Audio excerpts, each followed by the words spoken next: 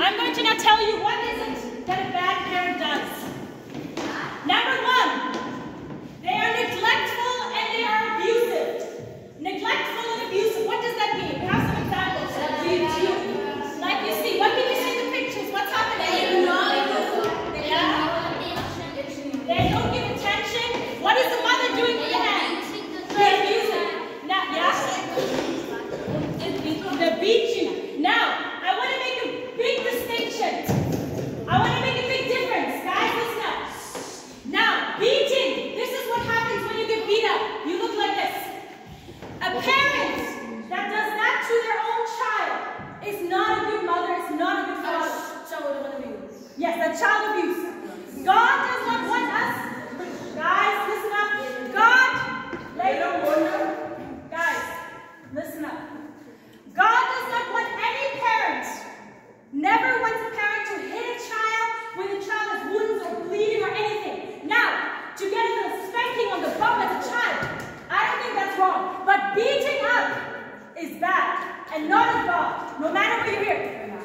You hear number two. What do you see in the picture over here with the little girl? They don't give her attention. The parents, they're just focusing on their word. They just care. Guys, I'm not working with kids. You guys are teenagers, you're young women. And I work with children. And even the children are more quiet than me. Come on, let's pull it together. Now, listen up. The girl is being neglected by her parents. The parents don't care about her. Not a good parent. Now the next one. We have also verbal abuse. Verbal means you speak. What can you read here? What can you say? You are stupid. You will never achieve anything. I'm ashamed of you. You are a mistake. Sadly, guys, in the world we live in, there are people, girls and boys, young and old, that have parents that say this nonsense to them, that feed their children with lies, and the children believe it. Are you dumb? Look, look, we never went to school, or we never went to university. None of our family members ever made it. You're not going to make it. Yeah, you're going to get pregnant like that. Well, like, it's in the family. You're going to get into alcohol. Look at your auntie. So all of these lies that you are hearing from aunties, uncles, family members on a daily basis, that is also a bad parent. That is also a bad auntie, a bad uncle, a bad grandma, whoever is in your life, or even bad friends, but we're right now with the family. So there's physical abuse where you really get hit, like we saw in the picture. But abuse is not just, oh, I have a wound. Abuse is also someone speaks and wounds you. Your heart gets wounded, and it crushes you, and it gets you down, and you believe the lies. Now that's a bad parent. The second thing of a bad parent, they're unsupportive and they're selfish. Can you give me an example? How can a parent be selfish and not supportive? Yeah, thank you. That's right, thank you. What do you want to say? The same?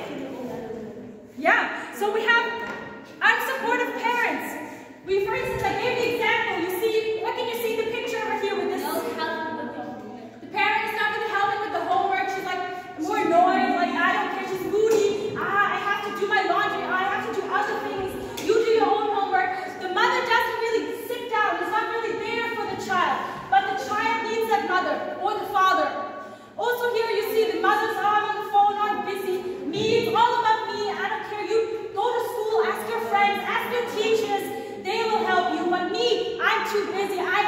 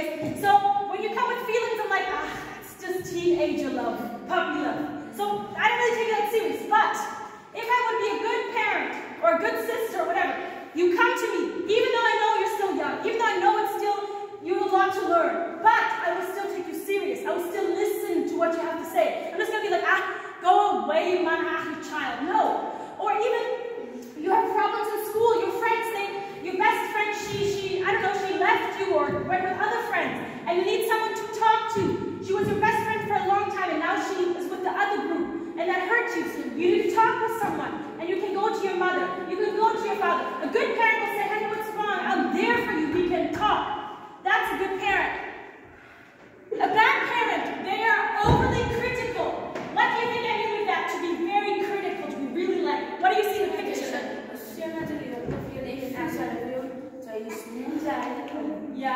Yeah? So you see, they say you are never good enough.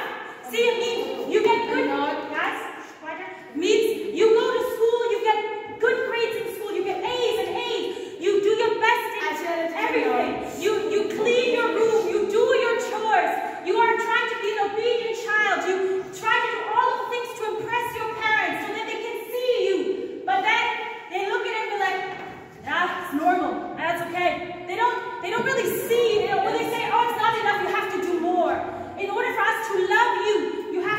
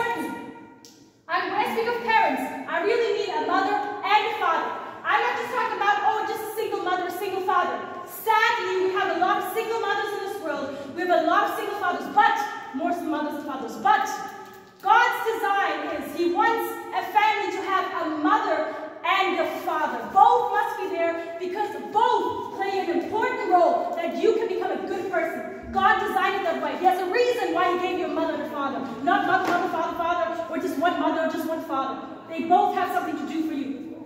The second thing is, we heard, it has an effect on how you are. You can become an aggressive person, like you said. You start bullying other people because all you get is hate from your parents. You are like you become a delinquent. You do bad stuff. You steal. You rob. You do all of this naughty stuff. You take drugs. You start smoking. You start taking alcohol. Guys, you start taking alcohol. You start doing all of these bad things. Why? Because you feel lonely. You feel empty, and you feel like no one loves you. So what do? You try to run away. You run away by taking alcohol. You get drunk. You can forget your problems. By getting high, you try to forget your problems. That's what can happen in your life. Guys, listen up. The next thing is you might even have relationship problems, trust issues. Maybe because your father wasn't there in your life, you now have problems trusting men. So now every time you're in a relationship with your boyfriend, with your husband, put it that way.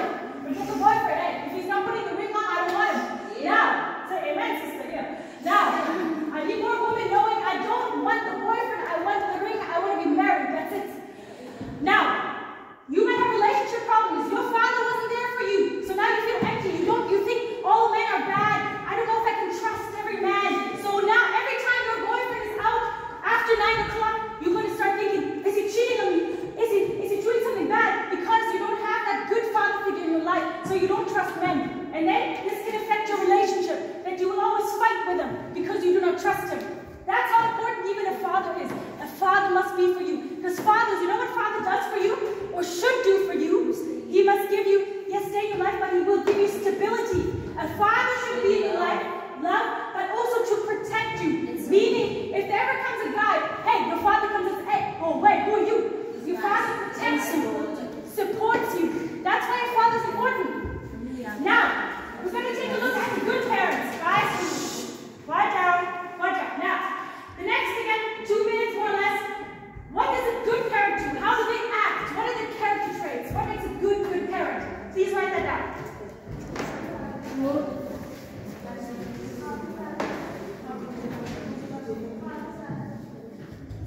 Wrong for me right now.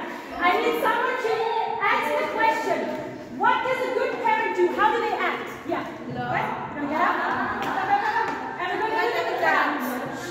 Now look, guys, remember when someone speaks, we're quiet. Alright. Thank you. They love you. They take care of you. Very good. Thank you. Okay. One more quiet. Quiet.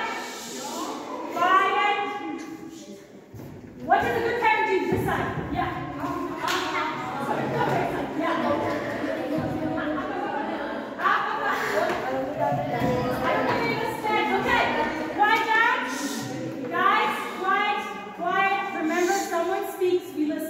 Speak nice and loud. They show you what they love you, they help you with the home, and they show you with the support that you need. Thank you very much. All right. Okay. Now, you said one, right? You're going to take one. And you're going to take one. Very good. Okay. So,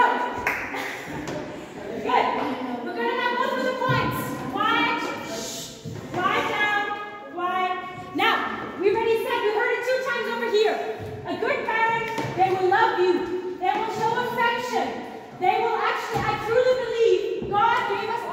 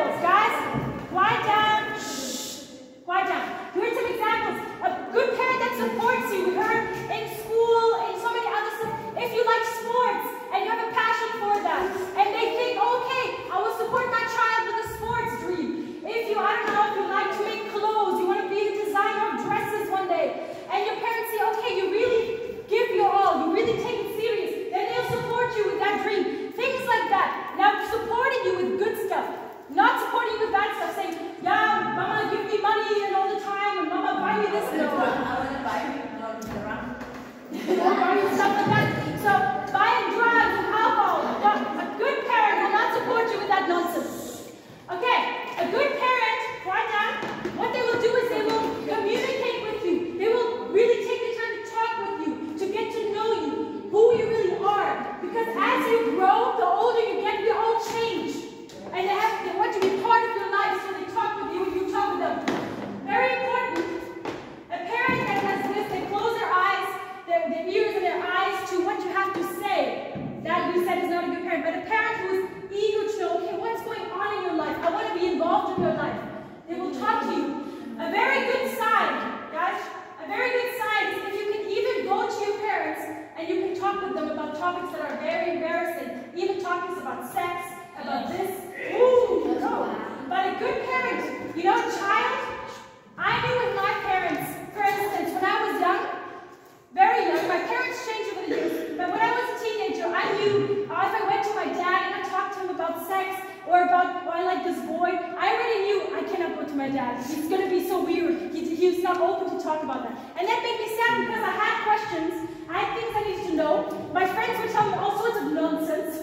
But my parents, they actually could have told me the truth. So it's important. A good parent, they will even talk with you about sex, about if you're struggling even with drugs, or all these things. They will be there for you, talk with you, and try to help you. That's what a good parent will do.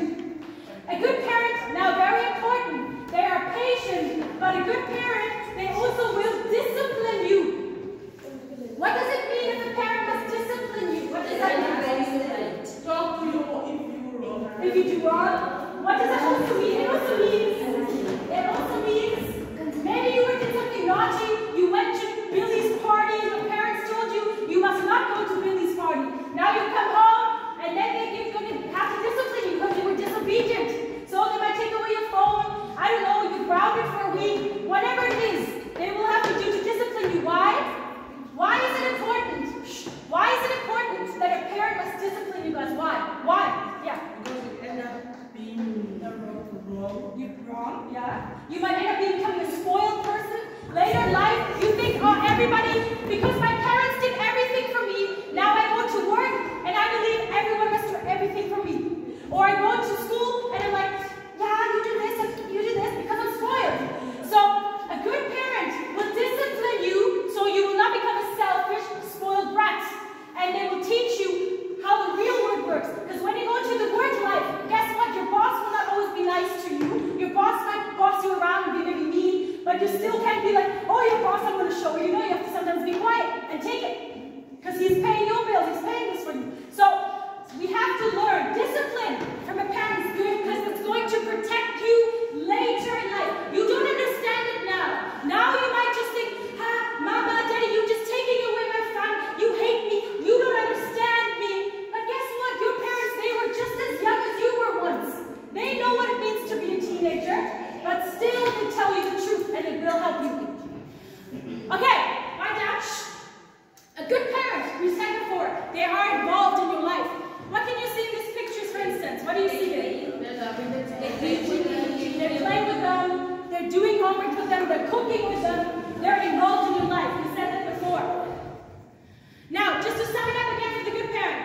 A good parent, they are a role model for you. A role model means, what does that mean? What does it mean a parent is a role model? What does that mean? Anyone?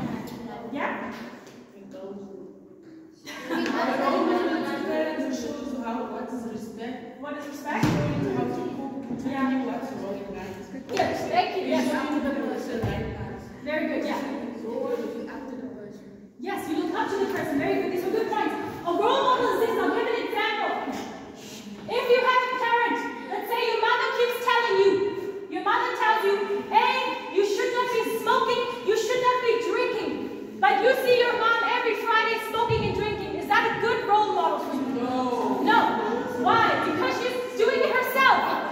She's doing it herself. A role model would be, guys, a role model would be your mother tells you don't smoke and don't drink, don't get drunk, and she doesn't do it.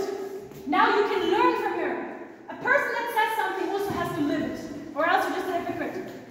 Okay, the next one, write down the consequences. What effect does it have when you have a mother and a father that are good parents? What does it do for you as a child? What will it make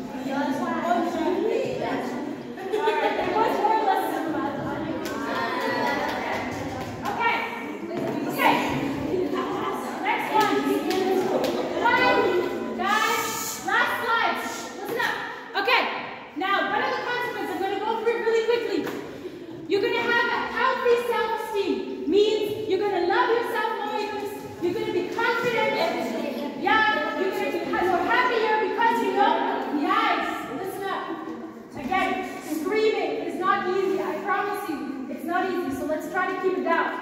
Now, you're going to be more confident about yourself. Why? Because your parents taught you that you are beautifully and wonderfully made. Your parents taught you you have worth. That's how you believe that.